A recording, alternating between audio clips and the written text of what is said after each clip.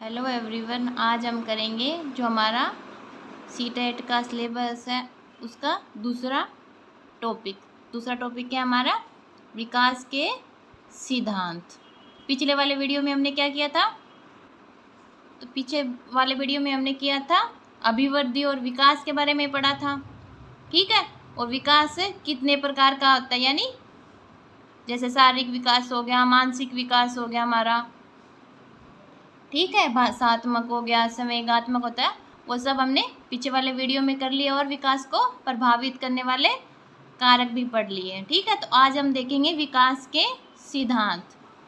तो पहला सिद्धांत कौन सा है हमारा? सतत विकास। सतत का मतलब होता है लगातार। क्या होता है सतत का मतलब? लगातार, कॉन्टिन्यूअस, ठीक है। सतत विकास यानी निरंतर विकास का सिद्धांत। तो क्या होगा? विकास है वो लगातार हमारा चलता रहता है, ठीक है। विकास हमारा चलता रहता है, जैसे जन्म से पहले से ही शुरू हो जाता है। जब हम गर्भ में होते हैं तभी हमारा विकास होता है, तभी हम धीरे धीरे बड़े होते हैं। और 9 मंथ के बाद हमारा जन्म होता है, फिर हमारा विकास यानी 9 मंथ से पहले भी चल रहा था, ठीक है, और अब भी चल रहा है, पर वो प्रसव पूर्व हो गया, यानी माँ के गर्भ में चल रहा था, अब हम बाहर आ गए यानी इन्वायरमेंट में। अब हमारा विकास इन्वायरमेंट में हो रहा है, ठीक है। तो विकास हमारा लगातार चलता रहता है, यानी विकास रुकता नहीं है। और ये विकास है, इसमें हम मतलब बदलाव कर सकते हैं। जैसे अब हमारा विकास अभी हमें लग रहा है कि थोड़ा कम हो रहा है, यानी हम कुछ काम करना चाह रहे हैं पर हो नहीं रहा है, उसमें कोई कमी आ रही है, तो हम उसमें सुधार कर सकते हैं। हमारा विकास जिसमें हम सुधार कर सकते हैं, यानी विकास संशोधन योग्य होता है, यानी लचीला होता है, जिसमें हम बदलाव कर सकते हैं। अगर हम लग रहा है कि हमारा विकास सही दिशा में नहीं हो रहा है, तो हम अपना तरीका चेंज कर सकते हैं कि इस तरीके से मैं करूँगा तो मेरा विकास अपनी सही दिशा में जाएगा। तो विकास संशोधन योग्य होता है, ठीक है। तो एक परिभाषा है जो इसी से संबंधित है, वो क्या है? विकास निरंतर चलता रहता है। और कहाँ से? गर्भधारण से लेके मृत्यु तक। और यह किसने कहा था? हरलोक, जो मनोवैज्ञानिक हुए हैं, ठीक है। किसने कहा? ये हरलोक ने कहा। यानी जब हम गर्भ में होते हैं तभी से हमारा विकास शुरू हो जाता है, ठीक है। तो पहला सिद्धांत कौन सा आ गया हमारा? सतत विकास यानी निरंतर विकास का सिद्धांत। विकास निरंतर जारी रहता है और विकास लचीला है, संशोधन योग्य होता है, यानी इसमें हम बदलाव कर सकते हैं। नेक्स्ट है हमारा अंगों की गति में भिन्नता का सिद्धांत। कौन सा? नेक्स्ट अंगों की गति में, यानी हमारे जो अंग है, ठीक है, उनकी गति यानी उनका विकास अलग अलग तरीके से होता है। जैसे हमारे सिर का विकास पहले होता है, फिर हमारे बाकी अंगों का होता है, ठीक है। तो इनकी गति में भिन्नता होगी। जैसे सिर का तो पहले हो गया, सिर पहले ही बन गया, हाथ पैर हमारे उंगलियां वो सब बाद में बने, तो इनकी गति में भिन्नता हो गई, ठीक है। तो कौन सा हो गया दूसरा? अंगों की गति में भिन्नता का सिद्धांत। नेक्स्ट है हमारा अवस्थाओं में गति की भिन्नता का सिद्धांत। जैसे हमारी विभिन्न अवस्था होती है, जैसे पहले होगी प्रसव पूर्व अवस्था, फिर आ जाती है हमारी शैशव अवस्था, फिर आती है बाल्यावस्था, फिर आती है हमारी किशोर अवस्था। तो इन जो ये सब अवस्थाएं हैं, इनमें विकास का क्रम अलग अलग होता है, इनकी गति अलग अलग होती है, ठीक है। जैसे हमारी शैशवावस्था और किशोरावस्था है ना, उसमें हमारा विकास होता है ना, वो तीव्र होता है। शैशवावस्था हमारी पहली अवस्था होगी जन्म के बाद वाली, ठीक है। तो इसमें और जो किशोरावस्था यानी लास्ट वाली है, उसमें विकास तीव्र होता है, और जो बीच वाली है बाल्यावस्था, उसमें विकास थोड़ा धीमा हो जाता है, यानी थोड़ा रुक जाता है, ठीक है। तो अवस्थाओं में भिन्नता होगी, ठीक है, जो अवस्थाओं में गति में भिन्नता हो गई, ठीक है। नेक्स्ट है हमारा विकास की दिशा, यानी हमारा विकास किस दिशा में होगा ये निश्चित है, ठीक है। तो क्या होगा? विकास की दिशा निश्चित होती है। जैसे पहले होता है हमारे सिर का विकास, फिर होता है हमारे बाकी अंगों का विकास, तो इसकी दिशा निश्चित है। जब मतलब बच्चा का पहले सिर बनेगा, फिर उसके बाकी अंग बनेंगे, तो ये दिशा निश्चित है। कहीं पे भी ऐसा ही होगा, अगर किसी बच्चे का विकास होगा तो ऐसे ही होगा, यानी मनुष्य जाति का विकास ऐसे ही होता है, पहले सिर का होगा फिर उसके बाकी अंगों का होगा, तो उसे क्या कहेंगे, सिर से पैर की ओर, यानी पहले सिर का ऊपर से लेके नीचे की ओर आ रहे हैं हम, ठीक है। तो क्या हो गया, सिर से पैर की ओर होती है, विकास की दिशा कैसी होती है, सिर से पैर की ओर होती है, यानी ऊपर से नीचे की ओर। इसे हम क्या कहते हैं, सेफेलोकॉर्डल सीक्वेंस, ठीक है। नेक्स्ट है हमारा केंद्र से दूर की ओर विकास का क्रम।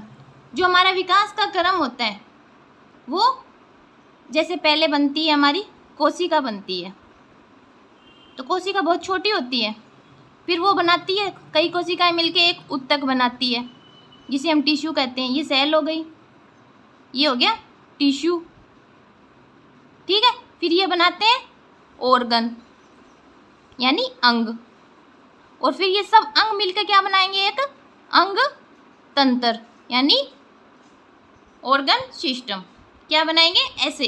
तो केंद्र से चले हम कोशिका, कोशिका के अंदर केंद्र होता है, तो केंद्र से चले हम बाहर की ओर, जैसे ये एक बच्चा हो गया मान लो, ठीक है। तो केंद्र से बाहर की ओर, जैसे सबसे पहले बोलते हैं ना बच्चे की हार्ट बीट बनती है, यानी दिल बनता है, यानी केंद्र बनता है, ठीक है। उसकी धड़कन सुनाई देती है सबसे पहले, जब वो माँ के गर्भ में होता है तो उसका दिल धड़कता है, सबसे पहले धड़कनें सुनाई देती है। तो क्या हो गया, केंद्र से बाहर की ओर आएगा बच्चे का विकास। तो क्या हो गया, केंद्र से दूर की ओर, यानी केंद्र दूर की ओर जा रहे हैं, केंद्र से आगे की ओर जा रहे हैं, तो केंद्र से दूर की ओर विकास का क्रम होता है। नेक्स्ट है हमारा समान प्रतिमान का सिद्धांत। तो समान प्रतिमान क्या हो गया कि जो मनुष्य जाति है, चाहे वो इंडिया वाली हो चाहे बाहर किसी कंट्री की हो, संपूर्ण मनुष्य जाति का विकास एक ही क्रम में होता है, ठीक है। कि यहाँ जैसे इंडिया वालों का पहले सिर का विकास हो रहा है और बाहर वालों का हाथ का हो रहा है, तो ऐसा नहीं होता कि ये अलग अलग नहीं होता, संपूर्ण मनुष्य जाति का विकास एक ही क्रम में होता है, यानी समान प्रतिमान है, ठीक है। संपूर्ण मनुष्य जाति का विकास एक ही क्रम में होता है। तो पहले सिर का विकास हो रहा है तो हर जगह सिर का ही विकास होगा, फिर नीचे की ओर आएंगे, यानी सिर से पैर की ओर की आएंगे, और क्रम क्या होगा, केंद्र से दूर की ओर। संपूर्ण मनुष्य का जाति का विकास इसी क्रम में होगा, यानी समान है सबका क्रम। नेक्स्ट है हमारा एकीकरण का सिद्धांत। इसमें क्या होगा, पहले संपूर्ण अंग का, फिर अंग के भागों का, जैसे पहले हमारा हाथ बनेगा, फिर हम हाथ की उंगलियां, तो पहले पूरा अंग बना फिर उंगलियां, यानी पहले हम हाथ का, पूरे हाथ का इस्तेमाल करना सीखेंगे, फिर उंगलियों से, जैसे पहले हम हाथ से ऐसे पूरे हाथ से कुछ पकड़ेंगे, फिर हम ये अपनी उंगलियों से, जैसे मैंने पेंसिल ये पकड़ी है, ठीक है, फिर हम उंगलियों का उपयोग करना सीखते हैं, ठीक है। तो क्या होता है, एकीकरण का सिद्धांत, पहले संपूर्ण अंग को, फिर अंग के भागों को, फिर दोनों में, फिर हाथ और उंगलियां दोनों मिलकर कोई काम करेंगे, यानी उनमें एक तालमेल स्थापित हो जाएगा, ठीक है। नेक्स्ट हमारा व्यक्तिगत भिन्नताओं का सिद्धांत, यानी हर बालक का विकास अलग अलग तरीके से होता है, उनका विकास अलग अलग होता है, उनमें विभिन्नता होती है, समान नहीं होता। जैसे किसी का सहजावस्था में कम हो गया, बाल्यावस्था में उसको लग रहा है ज़्यादा हो रहा है, तो सबका अपने अलग अलग होता है, ठीक है। जैसे किसी का मानसिक विकास ज़्यादा हो गया, किसी का शारीरिक विकास ज़्यादा हो गया, तो व्यक्तिगत भिन्नता होती है, हर बालक का अपना विकास अलग अलग तरीके से होता है, सब में अपनी अपनी अलग अलग क्षमताएं होती है, तो उनमें विभिन्नता पाई जाती है, ठीक है। नेक्स्ट है हमारा अंतर संबंधित विकास का सिद्धांत, यानी जो हमारे विकास हमने देखे थे, जैसे मानसिक, शारीरिक, ठीक है, गामक विकास, उन सब में एक समन्वय होता है, यानी वो सब साथ चलते हैं। ऐसा नहीं है कि शारीरिक हो गया तो मानसिक नहीं हो रहा, हमारा बौद्धिक नहीं हो रहा है, ये सब साथ में चलते हैं, एक दूसरे के साथ इनका संबंध होता, ठीक है। जैसे विकास संपूर्ण रूप से होता है, उसके शारीरिक, बौद्धिक, संवेगात्मक, सामाजिक और अन्य प्रकार के विकास अंतर संबंधित और एक दूसरे पर निर्भर होते हैं, यानी ये सब विकास एक दूसरे से कनेक्ट है।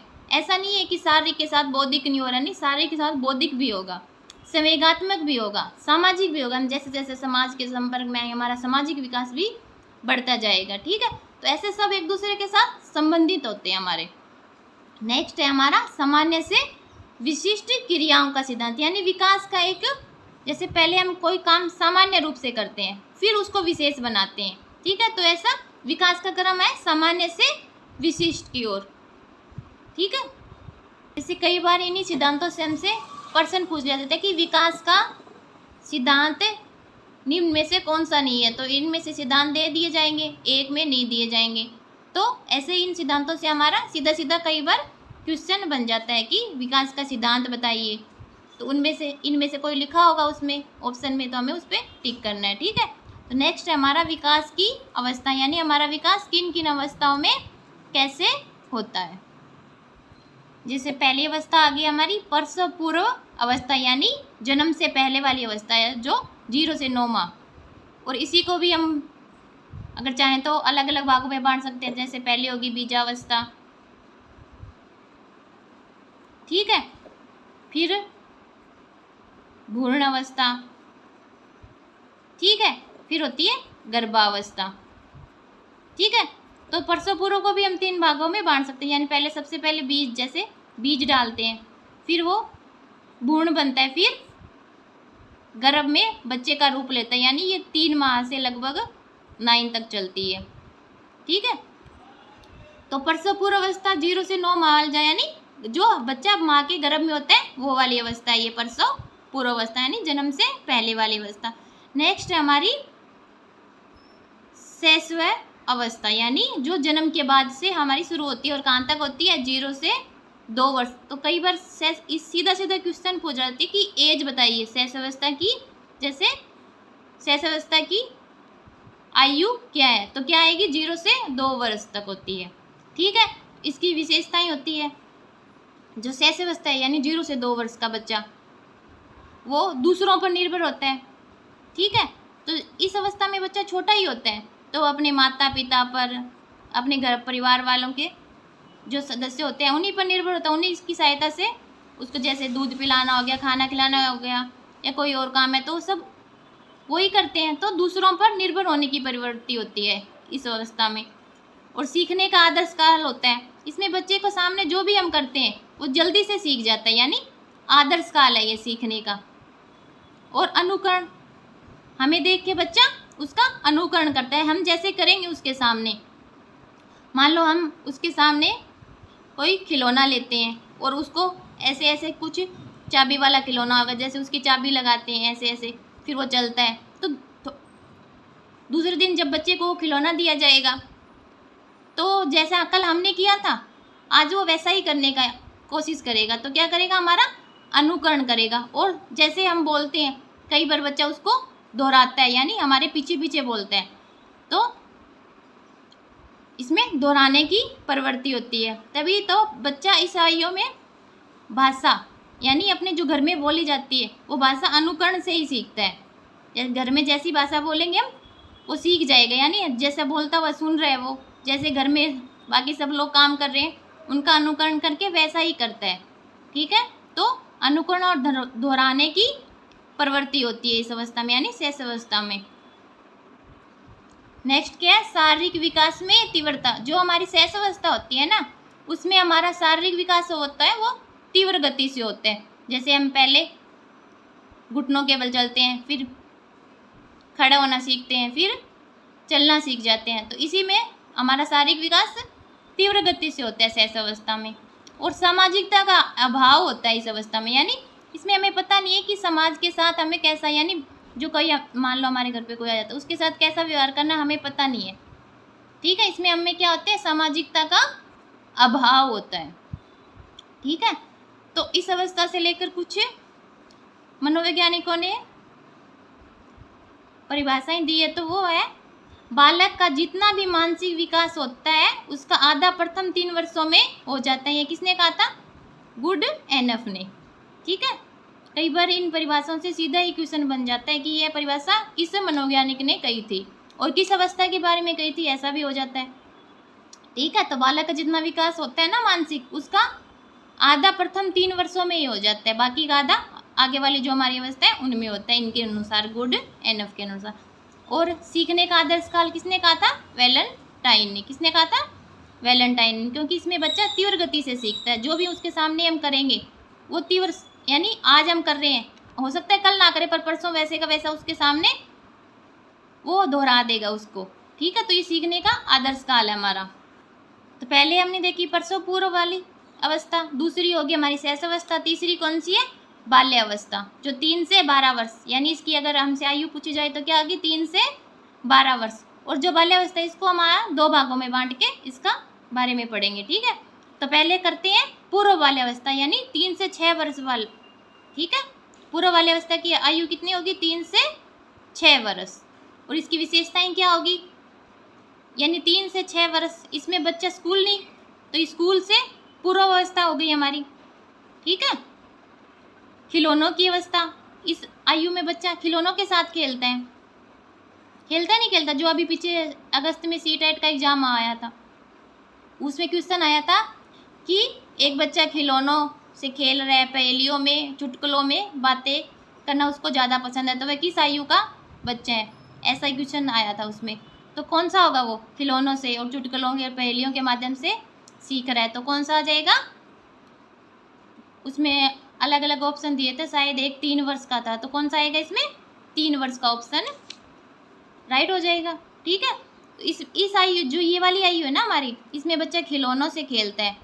अगर हम उसके सामने खेलते खेलते कोई बात बताएंगे, उसको कुछ समझाएंगे, तो वो जल्दी सीख जाएगा, ठीक है। तो ये खिलौनों की अवस्था होगी।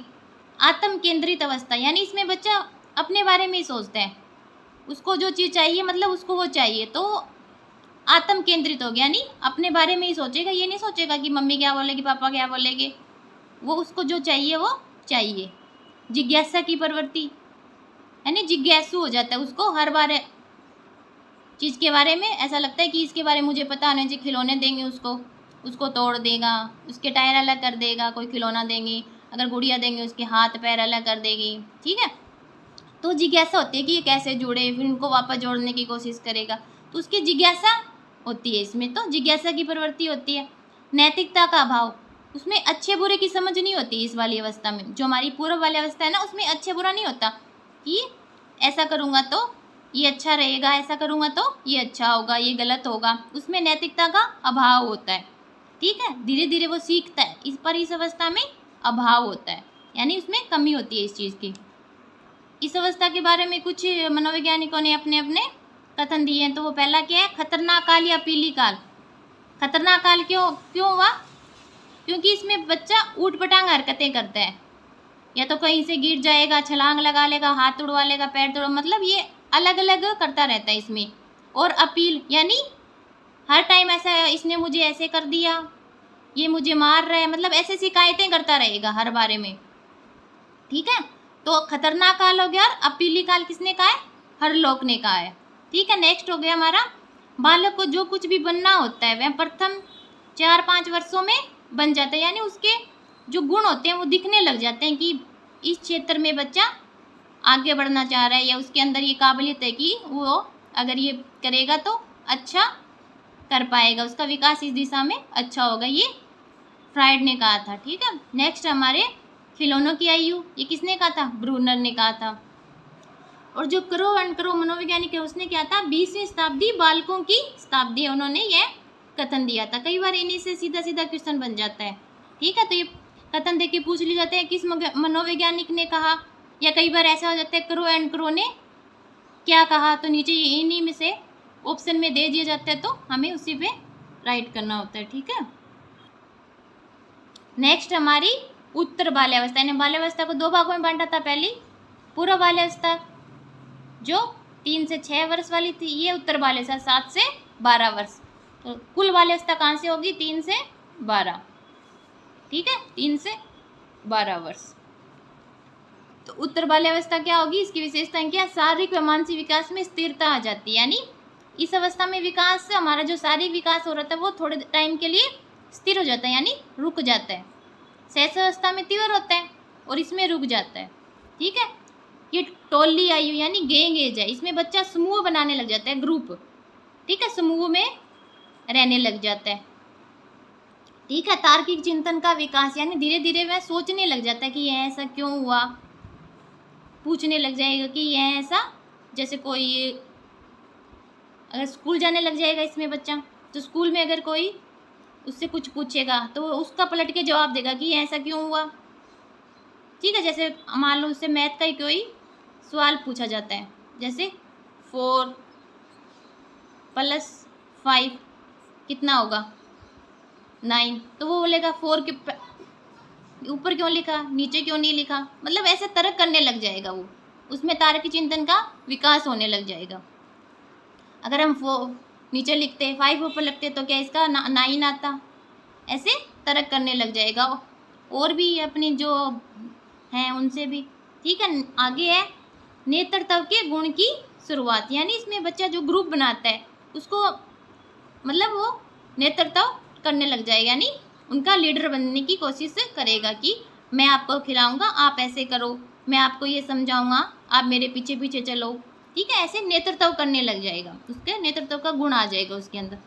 बहिर्मुखी व्यक्तित्व का विकास, जो ये वाली उत्तर वाली अवस्था है ना, इसमें बच्चा ऐसे सोचेगा कि दूसरे को अच्छा दिखाने की कोशिश, दूसरों के सामने खुद को अच्छा दिखाने की कोशिश करेगा, यानी सब देख रहे हैं मैं कोई अच्छा काम करता हूँ, घर पे कोई आ जाता है तो उसके सामने अच्छा बन के रहता है, ठीक है। तो उसमें बहिर्मुखी व्यक्तित्व होता है, यानी दूसरों को देख के वो अच्छा बनने की कोशिश करता है इसमें, ठीक है। आगे हमारी उत्पाती अवस्था और गंदी आयु, इसमें ना बच्चा उत्पात मचाने लग जाता है, यानी शरारती हो जाता है, बहुत ज़्यादा शरारत करने लग जाता है, घर पे उठपटांग काम करने लगेगा, किसी को काट देगा, कोई कागज़ लेगा उसको काट देगा, कैंची ले लेगा, कैंची से खुद की चोट लगा लेगा, यानी उत्पाती अवस्था होगी, यानी गंदी आयु हो गई, ठीक है। आगे है जीवन का निर्माण कार्यकाल होता है, ये किसने कहा था, फ्राइड ने। जो नेक्स्ट है जीवन का अनोखा काल है, ये किसने कहा, कोले ब्रूस ने। नेक्स्ट है मिथ्या परिपक्वता का काल, और ये किसने कहा था, J.S. रोस ने। मिथ्या यानी नेक्स्ट हमारी 10 वर्ष का बालक शायद ही ऐसा कोई खेल हो जो नहीं खेलता, यानी इस वाली अवस्था में बच्चे ने सब खेल खेल लेता है, ठीक है। ये किसने कहा था, स्ट्रिंग ने कहा। नेक्स्ट है हमारी किशोरावा अवस्था, जो कहाँ से कहाँ तक चलती है, इसकी एज क्या है 13 से लेके 18 वर्ष, ठीक है। तो इसके बारे में इसकी विशेषता क्या होगी, कठिन काल है, जो किशोरावस्था होती है ना हमारी, यानी कठिन काल है, इसमें बच्चा समायोजन करने में मुश्किल होती है, उसको संतुलन नहीं बना पाता है, उसका संवेगों में इतना परिवर्तन हो जाता है कि वो घबरा जाता है कि वो अब क्या करे क्या नहीं करे। अगर उसकी इसमें विकास भी तीव्र होता है, जो हमारा शारीरिक विकास होता है, ठीक है, तो उसको समझ में नहीं आता कि वो इन सब के साथ संतुलन कैसे करे। संवेगों में परिवर्तन तीव्र हो गया, विकास भी तीव्र हो रहा है, तो वो इनमें समन्वय स्थापित नहीं कर पाता, समायोजन में मुश्किल होती है उसको, ठीक है। तो कठिन काल हो गया, उलझन व अटपटी अवस्था हो जाती है, यानी उसको अपने विकास किस दिशा में करे यह समझ में नहीं आता। घर वाले बोलते हैं उससे, वो उनकी बात नहीं मानता, उसको लगता है ये तो मेरे लिए गलत मान रहे हैं, वो अपनी बात उनसे मनवाना चाहता है, तो यानी उलझन में रहता है वो, अटपटी अवस्था हो गई है। दिव्य सपन की प्रवृत्ति, यानी वह ख्याली पुलाव बनाने लग जाता है, यानी दिन में ही सपने देख लें कि मैं ऐसा करूँगा तो ऐसा हो जाएगा, यानी मैं अभी अच्छे से पढ़ाई कर लूँगा तो मैं डॉक्टर बन जाऊँगा, यानी सपने देखने लग जाता है, उनको पूरा करने की कोशिश कम करता है, यानी दिव्य सपन की प्रवृत्ति आ जाती है। नेक्स्ट हमारा समायोजन का अभाव, यानी इसमें समायोजन मुश्किल हो जाता है, क्योंकि संवेगों में परिवर्तन हो गया और शारीरिक परिवर्तन भी तीव्र होने लग जाता है, तो समायोजन में मुश्किल होती है उसको। नेक्स्ट है चिंताओं में वृद्धि, यानी उसको चिंता हो जाती है इस अवस्था में कि वह अपने भविष्य के लिए क्या करे, अपने भविष्य में वह क्या करेगा, उसका भविष्य कैसा होगा, भविष्य में वह क्या बनेगा, उसकी पढ़ाई को लेके हो जाती है, ठीक है। तो उसको चिंता में रहने लग जाता है इस वाली अवस्था में। नेक्स्ट है संवेगात्मक विकास की प्रबलता, यानी जो हमारी किशोरावस्था है उसमें हमें संवेगों की मतलब प्रचुरता हो जाती है, इसमें हमारे संवेग तीव्र गति से परिवर्तित होते हैं, ठीक है। समाज सेवा की भावना, जो ये वाली अवस्था है ना हमारी किशोरावस्था, इसमें समाज सेवा, यानी हम दूसरों की सेवा करना हमें इस अवस्था में अच्छा लगता है कि दूसरों की सेवा करेंगे तो बहुत अच्छा होगा, घर वालों की बातें मानता नहीं और समाज सेवा की भावना उसमें तीव्र हो जाती है, ठीक है। तो ये वाली अवस्था इसमें समाज सेवा की भावना आ जाएगी। तो इसके बारे में कुछ कथन है, जीवन का सबसे कठिन काल है, ये किसने कहा था, किलपैटरी ने, क्योंकि जो किशोरावस्था है ना इसमें जो हमारा विकास होता है, अगर उसको सही दिशा मिल जाती है तो हम हो सकता है अच्छे इंसान बन जाए। अगर उसमें थोड़ी सी भी गड़बड़ हो गई यानी उसकी गति गलत दिशा में चली गई तो मुश्किल हो जाती है, यानी उसका भविष्य नष्ट हो जाता है। तो ये जीवन का सबसे कठिन काल है, किसने कहा है? किलपैट्रिक ने। तनाव, तूफान व संघर्ष की अवस्था, यानी तनाव आता है क्योंकि उसमें संवेगों में परिवर्तन होता है। तूफान तो आ ही जाएगा, क्यों? उसके और उसके परिवार वालों की बातें उसको अच्छी नहीं लगेगी, घर वाले कुछ बोलेंगे और वो अपने हिसाब से करेगा, तो तूफान तो वैसे ही आ जाएगा। संघर्ष की अवस्था, यानी समायोजन करने में उसको दिक्कत होती है, तो वो संघर्ष करेगा कि अपना समायोजन यानी वो अनुकूल परिस्थितियाँ कैसे उत्पन्न करें। ठीक है, ये किसने कहा था? स्टैनले होल ने। नेक्स्ट है हमारी किशोर अवस्था, अपराध प्रवृत्ति के विकास का नाजुक समय, यानी ये जो हमारी किशोर अवस्था है ना, अगर इसका विकास सही हो गया यानी सही दिशा में हो गया तो भविष्य सुरक्षित, अगर गलत हो गया यानी विकास की दिशा अगर गलत दिशा में चली गई, जो विकास की गति है, ठीक है, अगर गलत दिशा में चली गई तो हो सकता है हमसे ऐसा कोई अपराध हो जाए।